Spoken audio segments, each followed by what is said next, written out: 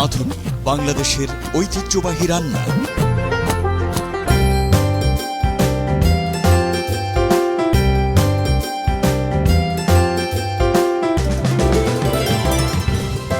আমি মরিয়ম হোসেন নুপুর রাঁধুনি বাংলাদেশের ঐতিহ্যবাহী রান্না বই থেকে তৈরি করে দেখাবো ইলিশ পাতুরি রেসিপি।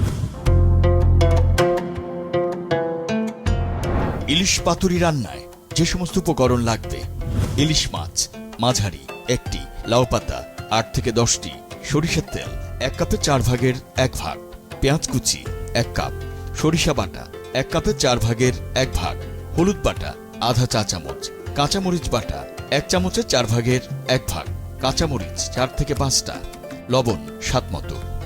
ইলিশ পাতুরি রান্না শুরুতে একটি বলে 1 কাপ পেঁয়াজ কুচি, 1 কাপের 4 ভাগের 1 ভাগ সরিষা বাটা, আধা চা চামচ হলুদ বাটা, 1 চা চামচের 4 ভাগের 1 ভাগ কাঁচামরিচ বাটা, স্বাদ মতো লবণ দিয়ে মাখিয়ে নিন। এখন এই মশলায় আগেই কেটে ধুয়ে পরিষ্কার করে রাখা মাছের টুকরোগুলো দিয়ে সাথে আধা কাপ সরিষার তেল দিয়ে ভালোভাবে মিশিয়ে নিন। এই পর্যায়ে 2টি করে লাউ পাতায় 1 টুকরো মাছ সাথে মেরিনেশনের মশলা ও একটি কাঁচামরিচ দিয়ে পেঁচিয়ে রাখুন। এখন চুলায় একটি প্যান গরম করে তাতে 1 টেবিল চামচ সরিষার তেল দিয়ে পাতায় মোড়ানো মাছগুলো দিয়ে ঢেকে অল্প আঁচে রান্না করুন। এক পাশ পোড়া পোড়া হলে উল্টে অপর পাশ সমান রান্না করুন। রান্না শেষে নামিয়ে গরম ভাতের সাথে পরিবেশন করুন মজাদার ইলিশ পাতুরি।